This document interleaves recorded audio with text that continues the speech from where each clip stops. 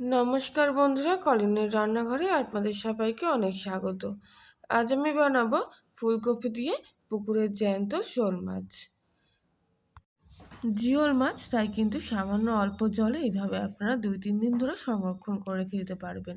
ফ্রিজে কেটে রেখে দেওয়ার প্রয়োজন হবে না। মাছটা জল থেকে তুলে নিয়ে এবার আমি কেটে পরিষ্কার করে ধুয়ে নেব। শোল মাছটা আমার এখানে কাটা কমপ্লিট হয়ে গেছে। মাছের মাথাটা এখানে আমি নিয়ে ওটা রেখে দিয়েছি। এই শোল মাছের মাথা দিয়ে কিন্তু বাঁধাকপি দারুণ লাগে, তাই ওটা অন্য একদিন করব। এবার এর মধ্যে পরিমাণ মতো লবণ আর হলুদ দিয়ে দিচ্ছি। জিওল মাছে হলুদের পরিমাণটা একটু বেশি দেবেন। এবারে খুব ভালো করে কিন্তু লবণ হলুদটা মাছের গায়ে মাখিয়ে নিচ্ছি।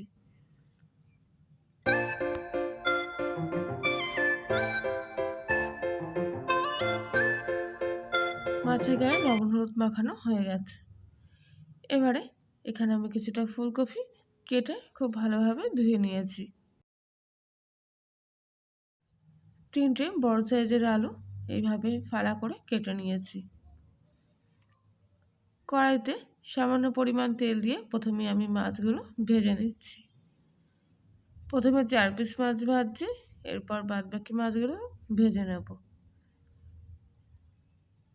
শোল মাছ কিন্তু খুব একটা বেশি ভাজবেন না, কেননা বেশি ভাজলে এর গুণাগুণটাই নষ্ট হয়ে যাবে।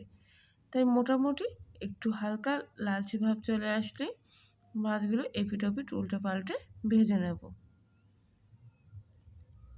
মাছগুলো কিন্তু ভাজা হয়ে গেছে, প্রায় কমপ্লিট। এবার আমি মাছগুলো তেল থেকে তুলে নিচ্ছি। ভেজে রাখা মাছগুলো একটা প্লেটের মধ্যে নিয়ে নিচ্ছি। বাকি মাছগুলো ঠিক একইভাবে ভেজে নেব। ওই মাছ ভেজা তেলের মধ্যেই আমি আগে থাকতে কেটে রাখা ফুলকপিগুলো ভেজে নিচ্ছি। তবে ফুলকপি ভাজার সময় সামান্য একটু লবণ আর হলুদ দিয়ে ভাজবো, এতে ফুলকপির স্বাদ এবং কালারটা খুব ভালো আসবে। খুব ভালোভাবে তেলের মধ্যে 2 থেকে 3 মিনিট এইভাবে নাড়াচাড়া করে নেব। এইবার গ্যাসের ফ্লেমটা লো টু মিডিয়ামে রেখে ঢাকা দিয়ে ফুলকপিটা ভেজে নেব। এর ফলে খুব তাড়াতাড়ি কিন্তু ফুলকপিগুলো ভাজা হয়ে যায়। কিছুক্ষণ পর ফুলকপিগুলো কিন্তু সুন্দর একটা কালার চলে আসছে আর ফুলকপি ভাজার গন্ধ বেরিয়ে এসছে। এবার ফুলকপিগুলো তুলে নিয়ে এর মধ্যে আমি দিয়ে দিচ্ছি কেটে রাখা আলুগুলো। সামান্য একটু লবণ হলুদ আর এই ফুলকপি ভাজা তেলের মধ্যেই কিন্তু আলুগুলো আমি একটু হালকা ভেজে নিচ্ছি। ফুলকপির মধ্যে ভেজে রাখা আলুগুলো তুলে নিলাম। এবারে কড়াইতে সামান্য পরিমাণ তেল দিয়ে এর মধ্যে শুকনো লঙ্কা গোটা আর কিছুটা গোটা জিরে ফোড়ন দিয়ে দিলাম।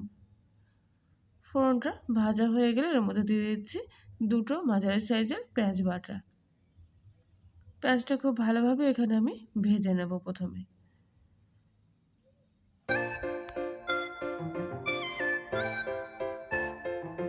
কিছুক্ষণ পর পেঁয়াজটা কিন্তু মোটামুটি ভাজা হয়ে এসছে। আবার একটু হালকা এভাবে নাড়াচাড়া করে নিয়ে এর মধ্যে দিয়ে দেবো 1/2 চামচের মতো রসুন বাটা।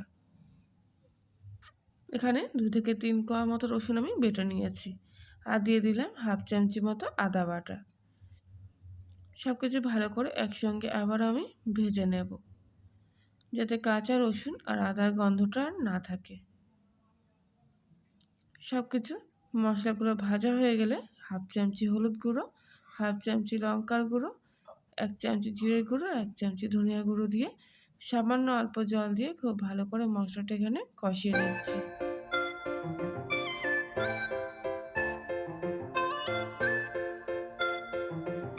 স্বাদ মতো লবণ আর 2 থেকে 4 দানা চিনি আর একটা গোটা কাঁচা টমেটো আর কটা কাঁচা লঙ্কা কুচি এর মধ্যে দিয়ে দিলাম। এই সময় কিন্তু যে কোনো তরকারিতে পাকা টমেটোর চাইতে কাঁচা টমেটো বেশি ভাল লাগে, তবে আপনারা চাইলে এর মধ্যে পাকা টমেটোও দিতে পারেন। সব কিছু একসঙ্গে আবারও ভালো করে কষিয়ে নিচ্ছি। এবার ভেজে রাখা আলুগুলো এর মধ্যে দিয়ে একসঙ্গে কষিয়ে নেব। আলুগুলো কিন্তু সেদ্ধ হতে দেরি হবে, তাই আলুগুলো দিয়ে আগে ভালো করে কিছুক্ষণ কষিয়ে নিচ্ছি। সামান্য একটু জল দিয়ে আবারও ভালো করে মশলাটা নাড়িয়ে চাড়িয়ে নিচ্ছি। মশলাটা খুব ভালোভাবে কষালেই কিন্তু তবেই রান্নার স্বাদ বাড়বে। তাই ধৈর্য সহকারে মশলাটা খুব ভালোভাবে এখানে কষিয়ে নিতে হবে। মশলার গায়ে থেকে সম্পূর্ণ তেল ছেড়ে দিয়েছে। এবার আমি এর মধ্যে পরিমাণ মতো জল দিয়ে দিচ্ছি। আপনারা যেরকম ঝোল পছন্দ করবেন সেরকম অনুযায়ী জল দেবেন।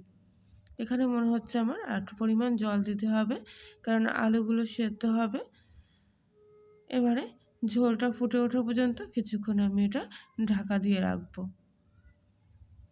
কিছুক্ষণ পর ঝোলটা কিন্তু সম্পূর্ণভাবে ফুটে গেছে। এবার এর মধ্যে দিয়ে দিচ্ছি আগে থেকে ভেজে রাখা ফুলকপিগুলো। ফুলকপি একদমই প্রথম অবস্থায় দেবেন না, কেন তাহলে কিন্তু ফুলকপিগুলো সম্পূর্ণই গলে যাবে। এবারে ফুলকপিগুলো ঝোলের সাথে মেশানো হয়ে গেলে ভেজে রাখা শোল মাছের পিসগুলো এর মধ্যে দিয়ে দিচ্ছি। মাছগুলো ঝোলের ভিতরে এইভাবে দিয়ে দিচ্ছি, যাতে মাছের জুসটা ঝোলের সাথে খুব ভালোভাবে মিশে যায়।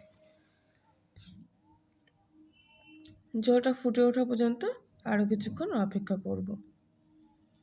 2 থেকে 3 মিনিট পর ঝোলটা ফুটে উঠলে এর মধ্যে দিয়ে দিচ্ছি কিছুটা ধনিয়া পাতা কুচি। একটা গোটা কাঁচা লঙ্কা আবারও দিয়ে দিলাম, এতে ফ্লেভারটা খুব ভালো আসে। এবার কিছুক্ষণ ঢাকা দিয়ে গ্যাসের ফ্লেমটা লো টু মিডিয়ামে রেখে দেবো। প্রায় 5 মিনিট এইভাবে ফোটানোর পর আমি ঢাকনাটা খুলে নিলাম।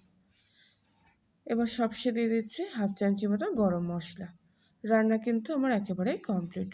আর দেখুন ফুলকপিগুলো কিন্তু একেবারে গোটা গোটা আছে। এবার আমি গ্যাসটা অফ করে দেবো আর কিছুক্ষণের জন্য রান্নাটা রেস্টে রেখে দিচ্ছি। শীতের দিনে গরম ধোয়া ওঠা ভাতের সাথে এই রেসিপিটি কিন্তু দারুণ লাগবে। তাহলে বন্ধুরা, আজকের রেসিপিটি যদি আপনাদের ভালো লেগে থাকে তাহলে লাইক, শেয়ার, কমেন্ট করবেন। আর কলিনের রান্নাঘর চ্যানেলটিতে নতুন হয়ে থাকলে সাবস্ক্রাইব করে পাশে থাকার জন্য অনুরোধ রইল। আজকের মতো এই পর্যন্তই। ততক্ষণ সবাই ভালো থাকবেন।